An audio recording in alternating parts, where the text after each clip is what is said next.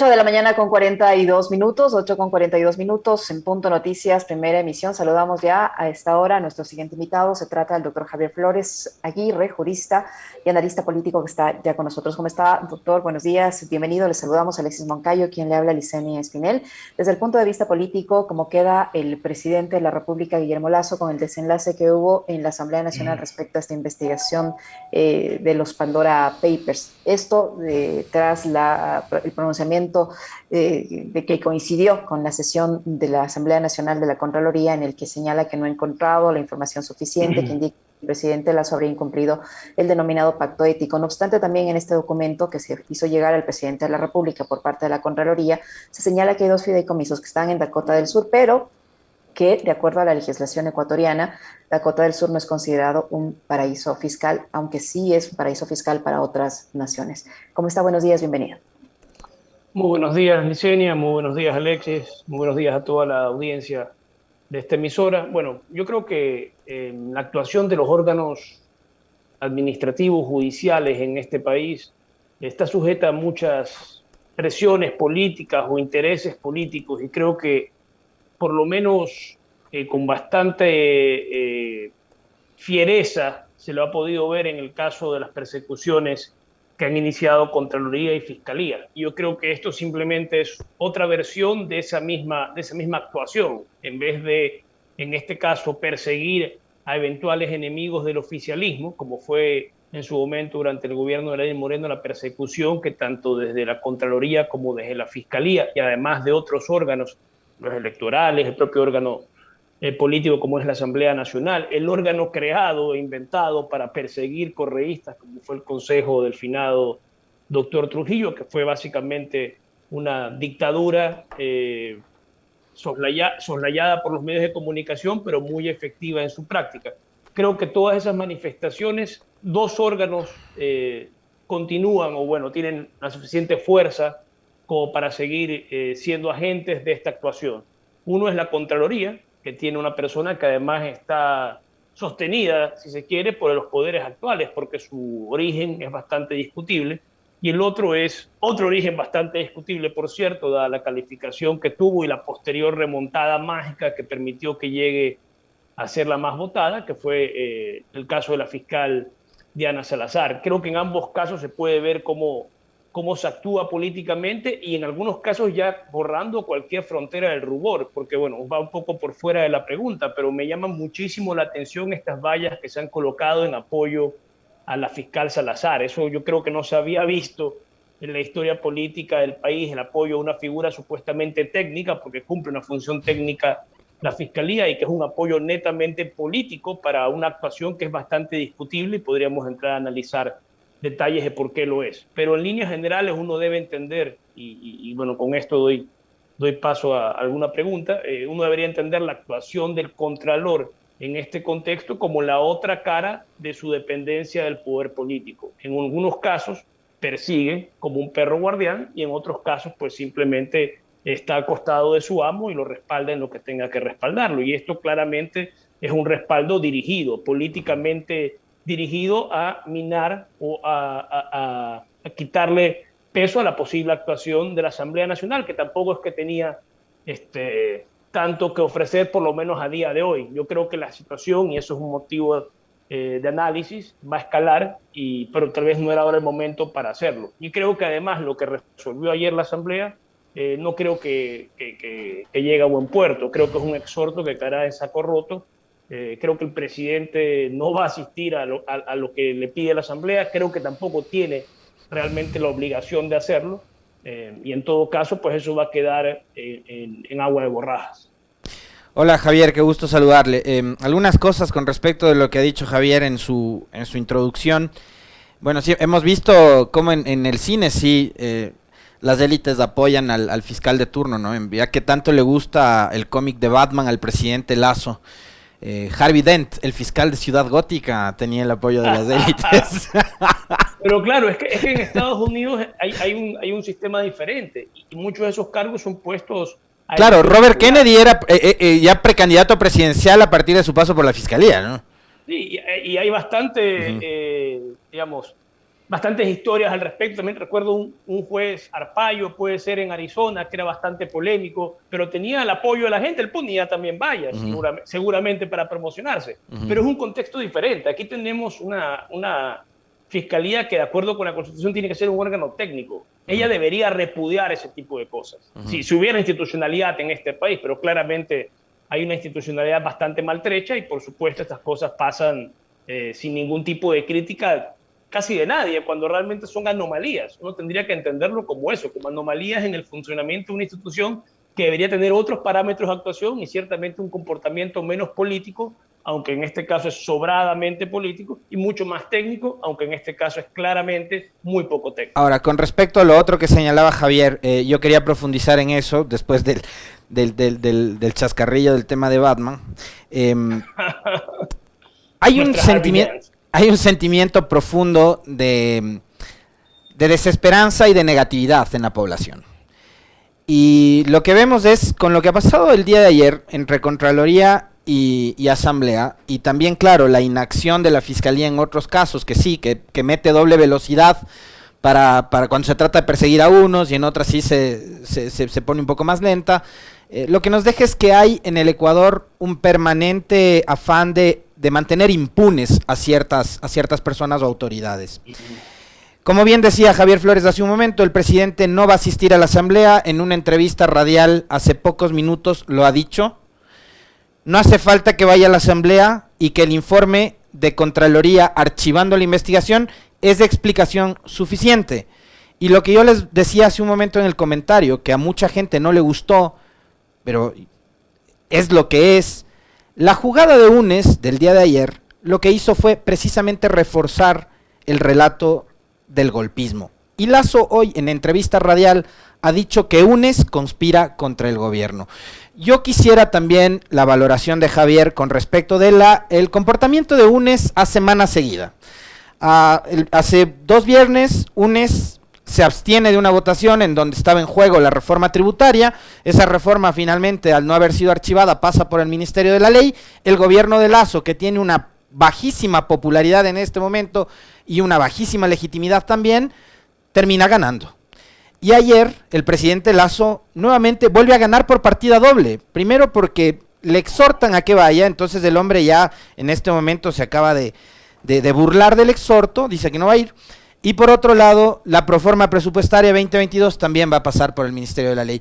Quisiera su opinión con respecto de esto que le señalo, Javier. A ver, recuérdame lo de UNES, por si acaso se me pase en la explicación que voy a hacer, pero primero quería ir a una cosa que me parece que es fundamental, que yo creo que tiene que ver con ese estado de ánimo que tú refieres, que actualmente tiene la población. Yo creo que si yo haría un top 3 de las cosas que funcionan mal en este país, tendría que poner primero al sistema de justicia. Justicia tarifada no es justicia. La percepción que tenemos los ciudadanos es que la justicia no opera con patrones de imparcialidad y de objetividad, sino con un sesgo claro. Y como decía probablemente el mejor abogado del Ecuador, el que fue el mejor abogado del Ecuador, ya falleció, Jorge Zavala Vaquerizo, el Ronco Zavala, le preguntaron alguna vez cuando estaba en su mejor momento, en los tempranos 90, quién era el mejor abogado del país. Y en esa época, y creo que la respuesta sigue siendo válida a día de hoy, Zavala respondió que un fajo de billetes, que ese era el mejor abogado del país. Lo decía el que era el mejor abogado del país, porque sabía la realidad en la cual se desenvolvía. Y lamentablemente eso no creo que ha cambiado. Y aunque se enojen los señores y señoras de lo judicial, esa es la percepción que tienen los ciudadanos de ellos. Es la peor de todas. Uno tiene que analizar simplemente los análisis de cultura democrática que publica el Latino Barómetro y otras organizaciones internacionales y escudriñar lo que se dice acerca de la confianza en el sistema de justicia por parte de los ecuatorianos. Es de las más bajas del continente, nivel haitiano o paraguayo. Una cosa en la cual un porcentaje mínimo de ecuatorianos tiene realmente respeto por nuestra justicia. Y con ese tipo de justicia es imposible sacar adelante un país. Esa es la triste realidad. Son peores que los políticos.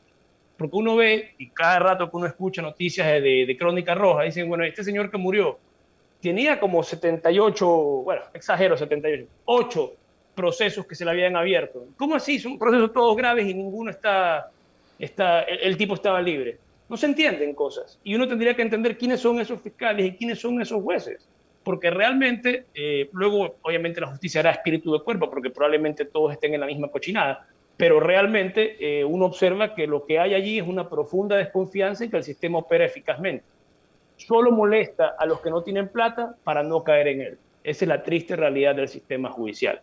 Y lo segundo que es pésimo en este país, incluso peor que los políticos, son los periodistas, porque realmente también tienen un sesgo increíble para construir relatos. Y el relato que construyen persistentemente está en defensa de los grandes poderes económicos. Esa es la realidad de la forma como se construyen las noticias de manera generalizada. Basta ver noticieros, tanto en la televisión como en la radio, como revisar editoriales y darse cuenta de cuál es el perfil y la orientación de la gente que escribe o publica en ellos. Entonces yo creo que los políticos son lo tercero, obviamente. Mi top 3 de cosas nefastas del Ecuador ponen a la justicia en el primer lugar, al periodismo en el segundo y solo en el tercero como un subproducto de lo mal que funciona el sistema judicial, que garantiza impunidad, y lo mal que funciona el sistema periodístico, que crea una opinión pública perversa que favorece intereses ocultos, económicamente importantes, y finalmente los políticos, que son un subproducto de esto, como el detritus de los otros dos. Y en ese ambiente operamos y por eso creo yo que la gente tiene una profunda desconfianza acerca del sistema en el cual funciona. El sistema está hecho no para beneficiar a la gente, y así también lo entienden en los análisis de cultura democrática, sino que está hecho para beneficiar a unos pocos. Es un sistema mañoso, tramposo, que beneficia a unos pocos en perjuicio de las grandes mayorías. Por eso la gente está enojada. Pero si tuviera que señalar a 3 agentes para que manifiesten su enojo, primero los jueces, segundo los periodistas y tercero los políticos. Esa es la trilogía nefasta que castiga y que lacera al Ecuador.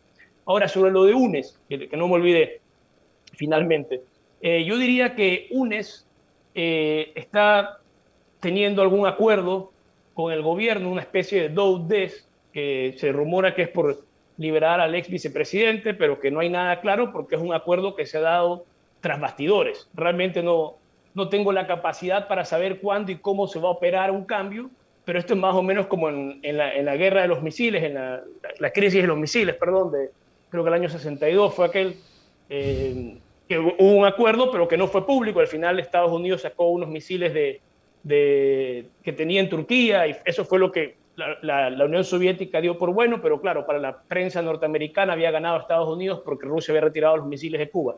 Bueno, ese acuerdo, ese pacto secreto que no sabes cómo se cumple ni cuándo se cumple, que se dio en este caso específico con la remoción de los misiles del territorio turco, yo creo que tiene un paralelo con esto que ha ocurrido casi 50 años después, o 60 años después. Hay un acuerdo que no se sabe bien cómo se va a concretar, pero que para mí claramente ha habido una movida que ha beneficiado a un grupo político. Yo no me puedo creer realmente que un grupo tan grande, porque es un grupo de cerca de casi 50 asambleístas, un poco menos, no haya habido una cabeza crítica que les diga, oye, esto que vamos a hacer todos colectivamente está mal porque va a producir este efecto, y nadie lo pensó. Eso me parece realmente imposible. Creo que tiene que haber más bien algún tipo de consigna que se siguió, algunos de manera consciente, otros no tanto tal vez, eso puede existir, pero que claramente ha habido algún tipo de entendimiento y que se va a resolver de alguna manera en algún momento de la historia más adelante, si es que Lasso cumple, porque me imagino que Lasso lo que pactó fue algo inmediato, un pacto tras bastidores, y luego tranquilamente puede operar como el príncipe y decir, ya el pacto no me ata, y así actúa un político en el estilo más nebotiano posible. Y Lasso al final pues un poco es afín a ese tipo de prácticas. Así que no sé si finalmente Lasso sea quien cumpla el pacto o no lo cumpla, pero creo que lo que ha habido es un entendimiento para lograr algún tipo de beneficio futuro que, bueno, yo no tengo la clave para saber cuál es exactamente ni cuándo se va a cumplir. Ahora, Javier, ¿cómo queda el presidente de la República ante la opinión pública? Ante esa opinión pública que no se deja convencer por este sistema mediático que protege al presidente de la República. ¿Cómo queda él, su imagen, su credibilidad frente al tema de los Pandora Papers con este desenlace? ¿Él logrará con este resultado remontar un poco esta baja popularidad que ha tenido en estas semanas? ¿Cómo queda su imagen? ¿Cómo queda su credibilidad? ¿Podrá fortalecerse con este resultado? No lo creo, no creo que produzca ese efecto de subidón. Tampoco es una acción heroica la que ha hecho, es básicamente llevar a cabo un cometido de manera estratégicamente eficaz, pero realmente no tiene por qué sumarle credibilidad en la gente. Yo creo que la credibilidad se sostiene cuando cumples tus promesas, cuando las ofertas que hiciste se manifiestan en políticas públicas y satisfacen las necesidades de la gente, que por eso las hiciste en un principio. Creo que Lazo en eso incluso sacrificado a su propia base, digámoslo. El pacto con UNES, que presumimos que lo hay, si se lo ha hecho en términos tales que parecería que no le va a costar tanto, porque hay que recordar que esto ya se estuvo hablando antes. O sea, el pacto con UNES no es una sorpresa, porque ya sabíamos antemano que tuvieron reuniones para ello, confesadas por los distintos actores.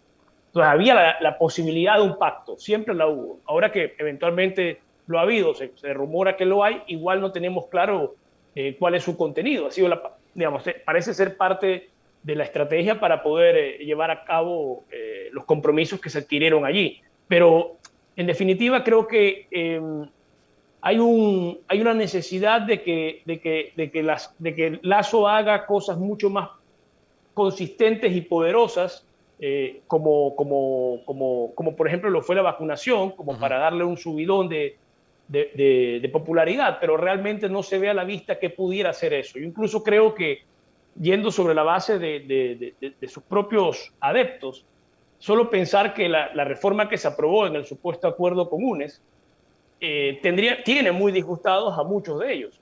Mucha gente que votó por él dice, bueno, yo voté precisamente para que no suban los impuestos y lo que tengo ahora es un presidente que sube los impuestos. Y mucha gente alrededor de él, Pablo Arosemena, el gobernador actual de la provincia del Guayas, asesores del presidente que hoy están cerca de él, han sido reconocidos como libertarios o personas que no creen o creen una mínima intervención del Estado, o casi ninguna intervención del Estado, el impuesto es un robo, etcétera, muchas cosas, y sin embargo hoy en día están favoreciendo unas políticas públicas que lo que hacen es cobrarle impuestos precisamente a la clase media. Ahí me asombra, como reflexión de fondo, para concluir esto y seguir en la conversación, que cómo las élites de este país mangonean a sus clases medias.